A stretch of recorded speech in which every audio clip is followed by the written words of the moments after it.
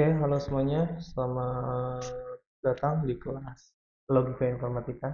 Ya, ini adalah sesi ke-10 di pelajaran di materi kali ini adalah teori himpunan. Nah, sebenarnya teori himpunan ini adalah teman-teman mungkin sudah menjumpai ya di masa-masa SMA atau SMK gitu ya, yang dimana teori himpunan ini masuk ke logika matematika ataupun di matematika sebenarnya gitu ya. Nah, namun kali ini di logika informatika kita akan belajar lagi ya ataupun mengingat lagi, mungkin teman-teman banyak yang udah lupa ataupun mungkin masih mengingat itu lebih bagus gitu ya. Oke. Nah, teori himpunan ini juga kalau misalnya di logika informatika kita kan sekarang di teknik informatika ataupun di jurusan lainnya, pokoknya di ilmu komputer lah gitu. Nah, teori himpunan ini dijadikan base sebagai database ya, lalu logika di pemrograman dan sebagainya. Nah, kalau misalnya di database mungkin teman-teman tahu istilah-istilah dari yang namanya join atau inner join ya, atau left join dan sebagainya. Nah, ini masuknya ke teori himpunan gitu ya. Oke, apa aja yang akan kita bahas? Nah, pembahasan kali ini adalah topik-topik yang memang masih basic di himpunan gitu ya. Jadi saya nggak akan menjelaskan mungkin secara kompleks. Ya teman-teman paham dulu aja basic-basic dari himpunannya, karena basic-basic ini yang mungkin nanti akan teman-teman pakai gitu. Nah, yang pertama yaitu pengantar teori himpunan, ya. Yang kedua jenis-jenis penyajian, yang ketiga kardinalitas himpunan, yang keempat jenis-jenis himpunan, yang kelima operasi himpunan, yang keenam sifat-sifat himpunan. Oke, yang pertama kita masuk ke pengantar dulu nih. Apa sih yang namanya himpunan itu ya? Nah, jadi mungkin teman-teman juga tahu yang tahu himpunan himpunan mahasiswa misalnya. Nah, itu ada himpunan mahasiswa TI, TS ya ataupun SI gitu. Nah, itu tuh adalah sekumpulan mahasiswa ya. Kalau misalnya apa namanya objek luasnya itu kan mahasiswa Universitas Nusa Putra ya. Nah, mahasiswa Universitas Nusa Putra ini dibagi lagi, ada himpunannya gitu ya. Nah, ada himpunan mahasiswa TI, ada himpunan mahasiswa SI dan sebagainya. Nah, itu objek-objek yang memang bisa dipisah gitu. Nah, himpunan di sini adalah kumpulan objek-objek ya yang berbeda dengan syarat yang sudah ditentukan. Jadi tadi itu objek-objek yang berbeda ya. Kalau misalnya syarat masuk himpunan TI apa, masuk himpunan SI apa gitu ya. Jadi ada syarat-syarat tertentu untuk masuk himpunan tertentu gitu ya. Nah, selanjutnya ada himpunan digunakan untuk mengumpulkan sejumlah objek. Nah, jadi himpunan ini adalah di dalamnya ya objek-objek tadi gitu ya, mahasiswa gitu. Kalau misalnya contohnya himpunannya himpunan mahasiswa ya, terus himpunan mahasiswa SI, lalu di dalamnya siapa aja? Oke, nah itu objek-objek yang ada. Oke. Nah, selanjutnya semua himpunan ditinjau merupakan subhimpunan dari sebuah himpunan tertentu. Jadi semua himpunan itu adalah merupakan subhimpunan ya dari himpunan tertentu gitu. Maksudnya apa? Jadi himpunan yang universal ataupun semesta. Nah, di sini himpunan tersebut merupakan himpunan semesta ya, universal dan dinyatakan dengan U atau S. Gitu. Jadi himpunan mahasiswa SI itu adalah subhimpunan ya dari himpunan mahasiswa Nusa Putra gitu keseluruhan. Nah, kalau misalnya mahasiswa Nusa Putra ya berarti universal atau semesta istilahnya. Nah, dinyatakan nanti notasinya itu huruf U atau bisa juga S ya, ya U atau S.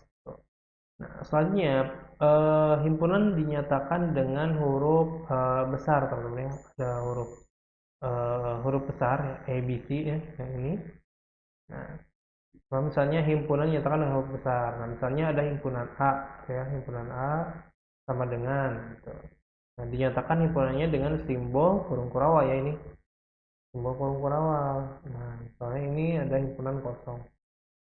Oke. Nah, selanjutnya anggota himpunan menggunakan huruf kecil. Nah, jadi anggota-anggota himpunannya itu pakai huruf kecil. Jadi jangan kebalik ya. Misalnya ada himpunan A, isinya AB gitu. Nah, jadi nggak bisa tuh kalau misalnya ada himpunan A seperti ini ditulisnya. Ya, ini nggak bisa. Jadi kita harus pakai huruf kapital ya. Kita harus pakai huruf kapital gitu. Oke, nah selanjutnya penulisan anggota himpunan hanya boleh sekali ya. Jadi contohnya di sini saya kasih tanda bold. Nah, kalau misalnya himpunannya itu apa namanya double ya, nah ini penulisannya itu gak boleh. Jadi kalau misalnya ada B2 gini cukup kasih B sekali aja. Ya. Nah, ini suatu penulisan dari anggota himpunan. Nah, nanti teman-teman akan apa? Akan nemu ya, akan nemu kasus seperti ini. Lalu menyatakan anggota satu himpunan digunakan lambang E ya. Nah, E ini adalah elemen teman-teman gitu. Nah, misalnya si A atau B ya, si A atau B ini masuk ke dalam himpunan A ya. Nah, jadi ini kan semua ya, semua himpunan. Nah, berarti semua himpunan kita tulis misalnya si A ini adalah X. X adalah bagian dari A misalnya. Nah, itu cara penulisannya ya. X ini bisa mau A, bisa mau objek lain, misalnya kalau kendaraan ada mobil, ada motor gitu ya. Nah, si kendaraan atau mobil motor ini bagian dari himpunan A gitu. Nah, kalau bukan menyatakan dari himpunan, dia tinggal coret aja. Gitu ya. Oke, selanjutnya di sini ada contoh-contoh himpunan di dalam kehidupan sehari-hari. Nah, di sini contohnya mahasiswa yang mengambil mata kuliah pemrograman gitu. Nah, jadi kan contoh lainnya mata kuliah.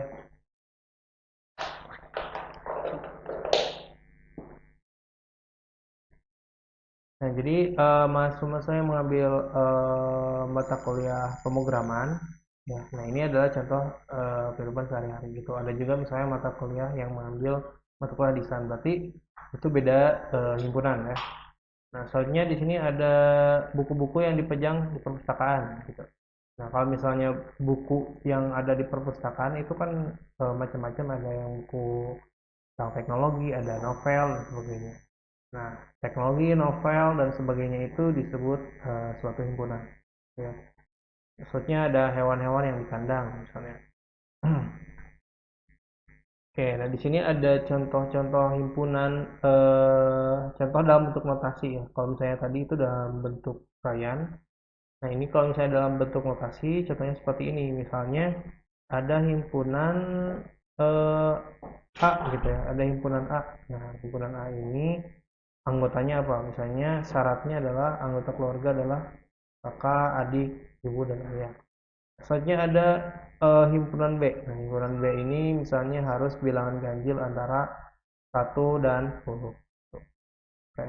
Jadi ini adalah penulisan bentuk notasi yang sederhana. Ada lagi, nanti kita akan belajar tentang enumerasi. Nah, ini masuk ke jenis-jenis penyajian di himpunannya. Tuh. Yang pertama itu ada enumerasi ya. Kalau misalnya enumerasi ini adalah gimana kita menuliskan atau mendaftarkan semua elemen-elemen himpunan yang bersangkutan di antara dua tanda kurung. Nah, jadi himpunan ini sebenarnya kalau misalnya dalam bahasa pemrograman mungkin teman-teman udah pernah mengenal yang namanya array atau list ya gitu. Nah, kalau misalnya di himpunan itu tandanya kan kurung kurawal seperti ini. Kalau misalnya di array, misalnya kalau misalnya contohnya di PHP atau yang lainnya itu misalnya pakai kurung siku. Nah, si himpunan A ini berisi bilangan asli pertama ya. Misalnya contohnya, himpunan A berisi 4 bilangan asli pertama ditulis seperti ini. A sama dengan 1, 2, 3, 4. Oke. Ada lagi misalnya peliharaan di rumah. Nah, bisa contohnya seperti ini. Lalu kalau misalnya ada himpunan alfabet misalnya disebutkan. Kalau misalnya alfabet itu kan udah jelas sehingga perlu kita bikin suatu himpunan lagi. Ya, jadi tinggal ditulis aja A, B, C, D, titik-titik 3, X, Y, Z. Nah, kalau misalnya titik-titik 3 ini itu Untuk penulisan teman-teman kalau kebanyakan gitu, kalau misalnya kebanyakan tinggal pakai singkatan aja, pakai titik-titik gitu, ya, titik tiga terus dan seterusnya. Nah, itu tadi enumerasi ya. Contohnya di sini ada simbol-simbol baku. Nah, kalau simbol-simbol baku ini nanti mungkin teman-teman bisa ada contoh soal misalnya P gitu. Nah, si P ini adalah contoh baku eh, himpunan bilangan bulat positif. Jadi isinya itu satu 2 3. Jadi ini mah harus dihafal gitu kalau misalnya untuk simbol-simbol baku seperti ini. Ya. Nah, kenapa kita belajar seperti ini? Karena kalau misalnya teman-teman nanti ngecek skripsi ataupun jurnal orang lain, biasanya ada simbol-simbol baku seperti ini ya. Misalnya ada huruf P, terus ada huruf N gitu. Nah, itu tuh ada artinya sebenarnya. Bisa bilangan alami, bilangan bulat, atau bilangan real gitu ya. Bentuknya R seperti ini. Nah, itu sebenarnya simbol-simbol baku yang memang sering dipakai gitu. Ya. Oke. Selanjutnya di sini masuk ke notasi himpunan. Nah, notasi himpunan ini bisa selain tadi ya dikasih syarat gitu. Nah, jadi kan kalau misalnya dalam programming lah ada yang di mana ketika kita bikin suatu fungsi perulangan biasanya ada syarat yang harus dipenuhi. Ya, begitu juga sama himpunan. Nah, notasinya misalnya contohnya X. Nah, X ini kan tadi elemen ya, mau itu berupa A, objek lain gitu. Nah, selanjutnya syarat yang harus dipenuhi si X ini apa? Gitu, yang di sebelah kanan. Di sini ada aturannya ya. Kalau misalnya bagian kiri itu tadi melambangkan elemen himpunan yang mau masuk himpunan itu apa aja syaratnya misalnya. Nah, terus tanda garis seperti itu dibaca di mana atau sedemikian hingga. Ya. Lalu ketiga bagian di kanan tanda lurus ini menunjukkan syarat keanggotaan himpunan. Jadi ini. Oke. Jadi misalnya eh, si X ini adalah suatu himpunan dari apa namanya ya? Misalnya kendaraan roda 2 atau roda 4. Nah, syaratnya apa aja gitu. Saya tinggal dituliskan. Ya. Nah, kalau misalnya ada syarat yang lebih dari satu, itu bisa dipakai tanda koma itu sebagai dan ya. Nah, di sini ada contoh notasi himpunan yang lainnya ya. Misalnya adalah himpunan bilangan bulat positif kurang dari 5. Nah, untuk ditulisnya bisa seperti ini ya, atau bisa pakai notasi. Nah, kenapa ini pakai P tadi? Kita sudah bahas P ini adalah bilangan bulat positif ya. Jadi nggak perlu lagi kita bikin eh, apa namanya simbol-simbol yang lain gitu karena udah ada baku ya tadi kalau P itu adalah bilangan bulat positif kurang dari 5 tinggal pakai kurang dari 5. Nah, ini ada syarat-syarat berarti di sini ada dua syarat ya. Yang pertama si X harus bagian dari bilangan positif, lalu syaratnya lagi si X ini harus kurang dari 5. Oke, nah ini contoh yang lainnya teman-teman bisa baca aja. Selanjutnya masuk ke diagram Venn. Nah, kalau misalnya diagram Venn ini istilahnya teman-teman untuk visualisasi datanya. Tuh.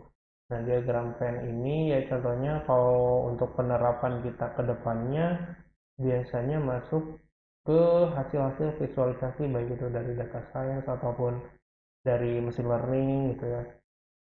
Eh, apa namanya menentukan data-data gitu ya. Kalau misalnya teman-teman nanti belajar misalnya machine learning ada supervised, ada unsupervised di situ biasanya ditampilkan visualisasi seperti ini gitu. Nah, untuk base-nya itu dari mana ya? Dari himpunan ini gitu, dari diagram Venn ini. Nah, di diagram Venn ini contohnya seperti ini, ada satu kotak di sini ya yang menjelaskan tentang universal. Contoh tadi seperti tadi ya kalau misalnya mahasiswa Universitas Nusa Putra, nah itu berarti universal.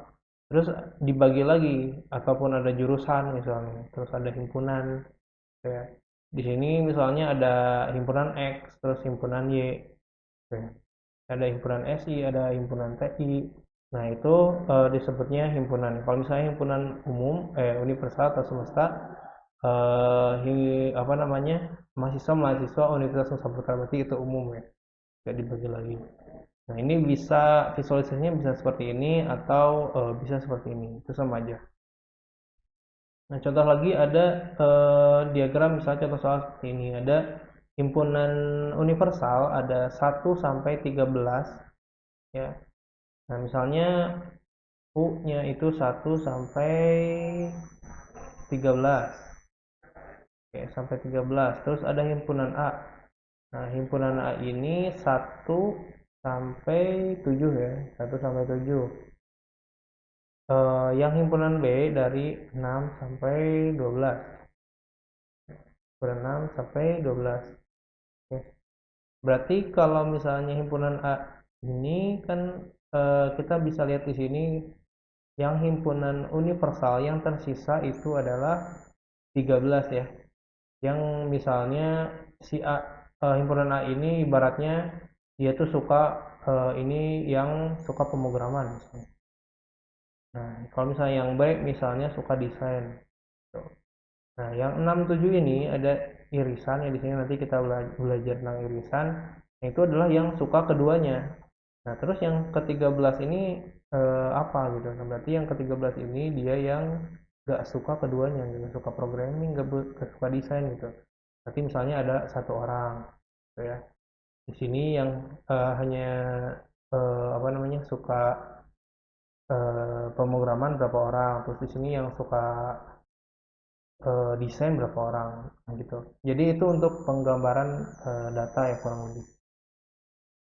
Selanjutnya kita masuk ke kardinalitas. Nah, kalau misalnya kardinalitas sih itu menyatakan jumlah anggota elemen dari sebuah himpunan ya. Nah, misalnya katakanlah ada himpunan A itu isinya 1 2 3 4.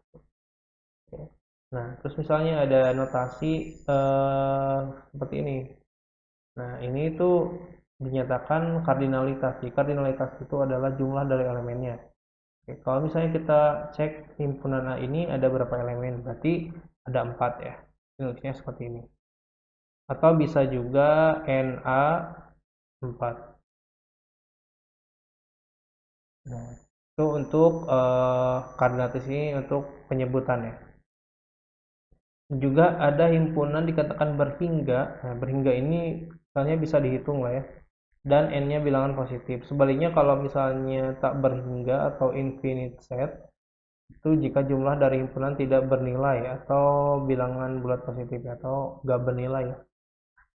Nah, contohnya ini V adalah bilangan bulat positif kurang dari 10 ya. Artinya kardinalitasnya berapa? Lalu ada juga contoh seperti ini, A-nya 1 sampai 6 tadi, maka NA-nya itu berarti 6. Kalau misalnya R di sini ada sub-sub himpunan ya, di sini tetap dihitungnya yaitu 1 2 3 4 5. Jadi di sini kardinalitasnya itu 5. Nah, kalau misalnya bilangan realnya mempunyai jumlah anggota tidak berhingga, maka penulisannya seperti ini, pakai logo unlimited ya, infinite tadi gitu. Misalnya himpunan bintang, misalnya bintang-bintang, nah kan nggak bisa dihitung ya. Nah, itu teman-teman bisa pakai tanda seperti ini.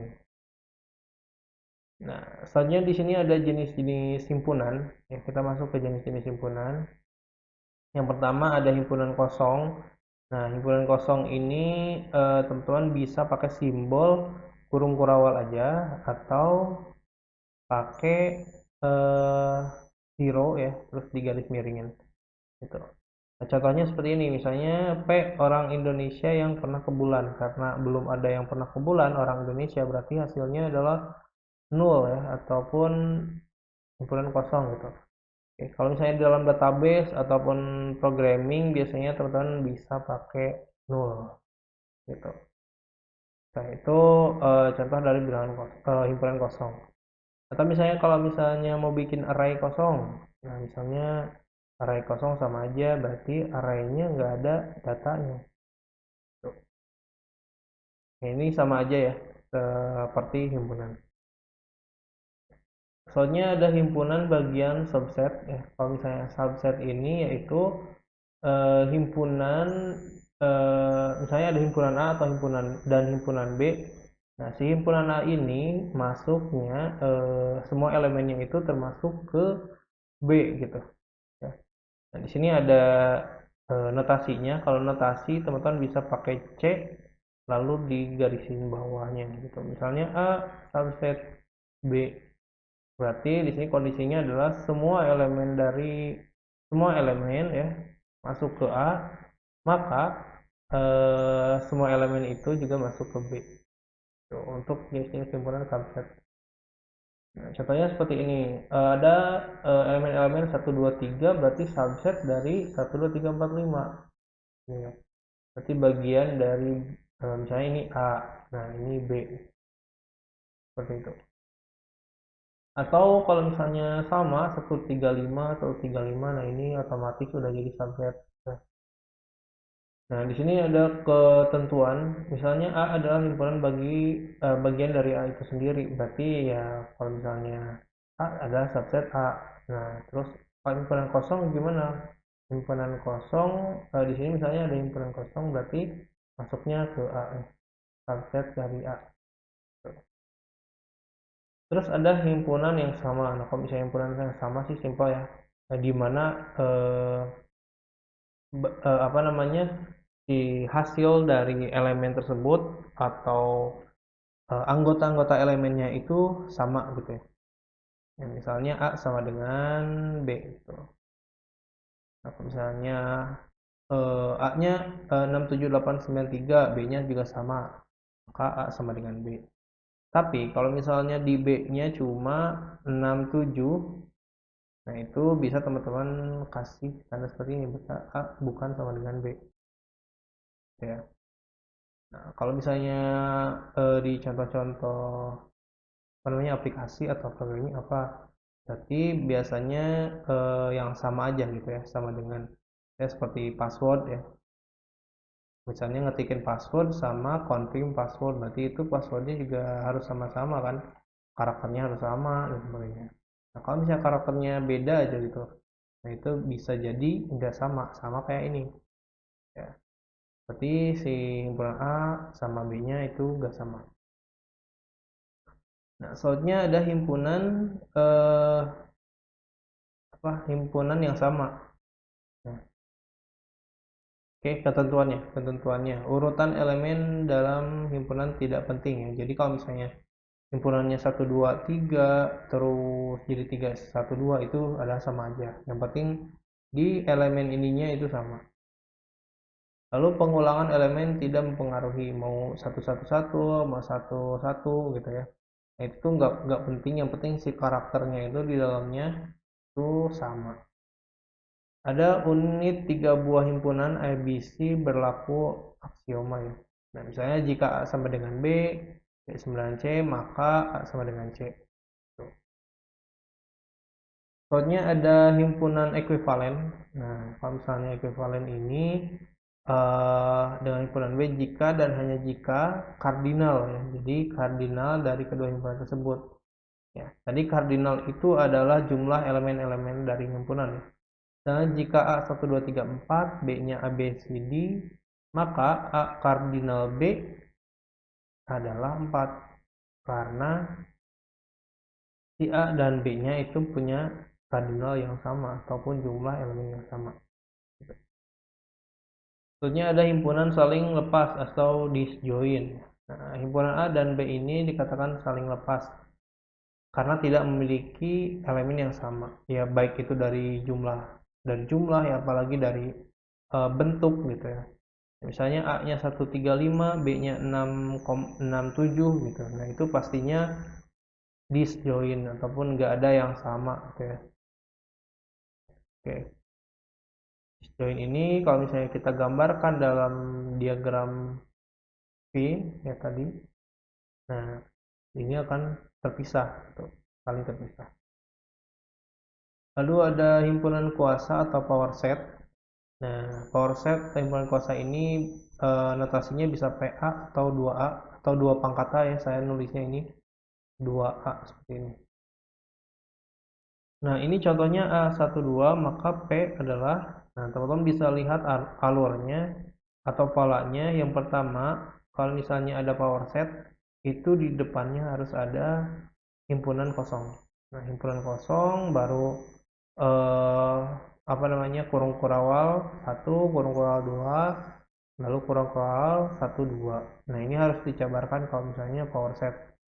Ya, yang F juga sama, teman-teman bisa cek untuk apa namanya, untuk polanya.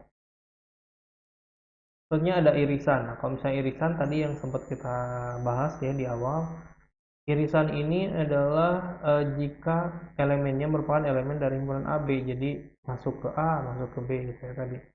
Nah, untuk notasinya seperti huruf N seperti ini, A irisan B ya. Nah, misalnya jika A-nya 123, B-nya 135, berarti A irisannya adalah 1 dan 3. Nah, untuk teman-teman penggambarannya bisa seperti ini. Untuk gabungan yaitu unions dari himpunan A dan B adalah himpunan yang setiap anggotanya merupakan anggota himpunan A atau himpunan B ya. Ini notasinya seperti huruf U. Ini gabungan. Kalau misalnya gabungan, ini teman-teman bisa cek irisannya yaitu apa namanya, gabung ya. Nah, A-nya 123, B-nya 135, maka 1235. Nah, kenapa enggak 11 gitu, 2, lalu 33 gitu. Nah, karena nggak bisa ya tadi untuk peraturan di himpunan atau penulisan anggota himpunan itu nggak boleh diulang gitu. Jadi langsung aja 1, 2, 3, 5. Oke, ini untuk gabungan. Lalu ada komplement. Nah, komplement ini yaitu eh, dibandingkan dengan himpunan semesta ya. Adalah himpunan yang elemennya merupakan semesta yang bukan elemen A. Misalnya si U semesta ini punya elemen 1 sampai 9. Si A ini punya 1, 3, 7, 9. Maka komplement A, nah ini A kuadrat C ya. Seperti itu untuk nulisnya. Nah, adalah sisa dari yang tidak disebutkan di A tadi. Ada 2, ada 4, ada 6, ada 8. Oke, ya jadi patokannya dari universal, lalu kita cek A-nya apa aja, maka si kuadratnya yang sisa dari yang nggak disebutkan di A. Nah, untuk diagramnya bisa seperti ini. Kalau udah selisih, nah, kalau misalnya selisih, ini ngambil dari yang tidak ada di B. Ya. Karena tadi yang tidak ada di A, yang baru kalau misalnya ini yang tidak ada di B. Misalnya A 1 sampai 4, B-nya 2, 3. Berarti yang tidak ada di B adalah 1, 4. Ini adalah selisih. Ya.